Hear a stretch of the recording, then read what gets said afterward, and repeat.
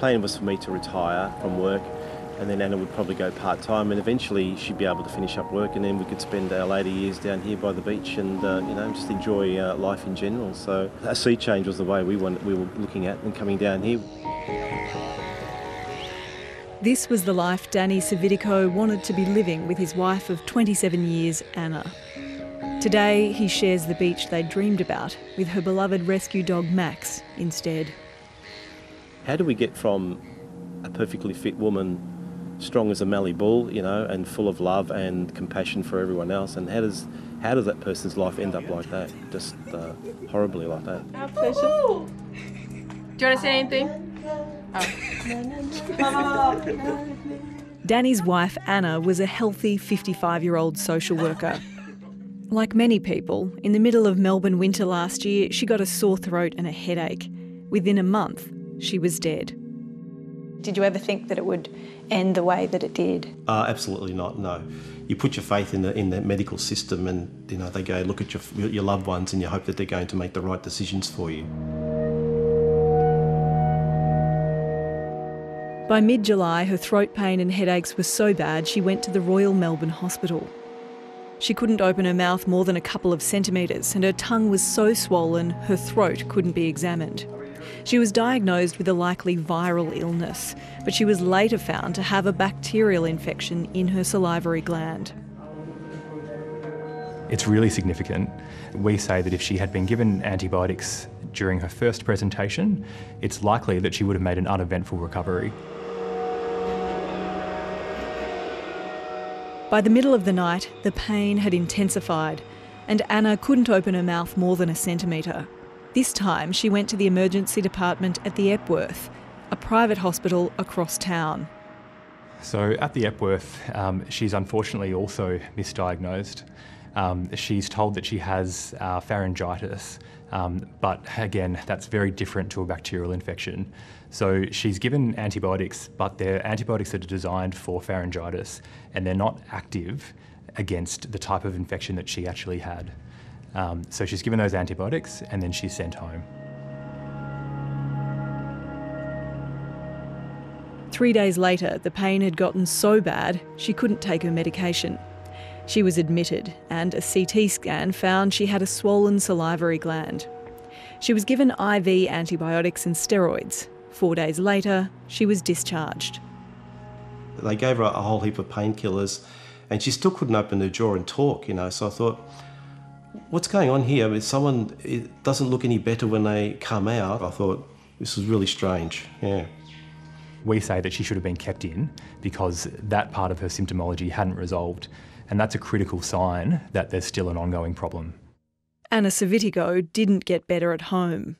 She woke up and I looked at her and her face looked absolutely terrible, and I said, bugger this, we're going straight in and I want some action now, I wanted to fix it up now. And she looked at me, she said, am I going to die? And I said, no, of course not, you'll be fine, they'll fix you up. 10 days after she first went to hospital, Anna went back to the Epworth with worsening symptoms. A CT scan identified an abscess, and she was booked for surgery to drain it the following day. I was expecting that it would all go smoothly, and as far as I was concerned, it was a routine operation, nothing untoward, something that probably gets done quite a fair bit, I would imagine, and that she'd be coming home. But the surgery didn't go to plan. A tube became dislodged, she lost oxygen to her brain and went into cardiac arrest. Anna was admitted to the ICU in a coma. She never woke up. At some point I said, what's the best possible outcome we could see for Anna in relation to this? And I think the response was maybe a bit of eye movement and something like that. So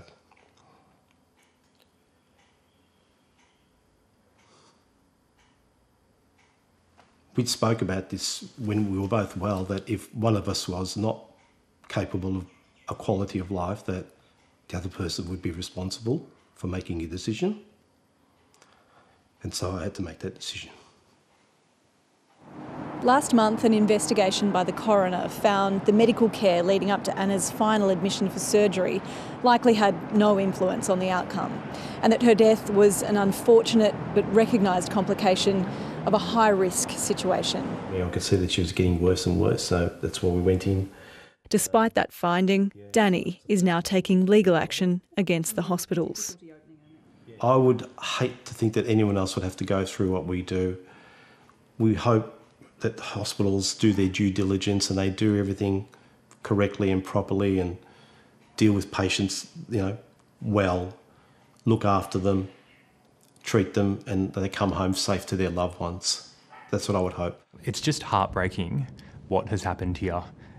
We believe that Anna's death should not have occurred and that it was due to poor medical care. We have very strong expert evidence which says that this was not some freak accident.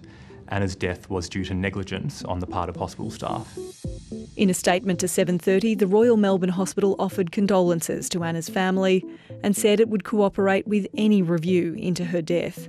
The Epworth's Chief Medical Officer said he was unable to comment on individual patients, but the hospital had a long-standing process to review clinical incidents to address any concerns from patients and their families.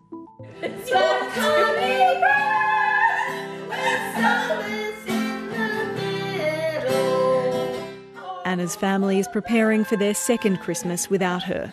They hope they'll have answers before the next.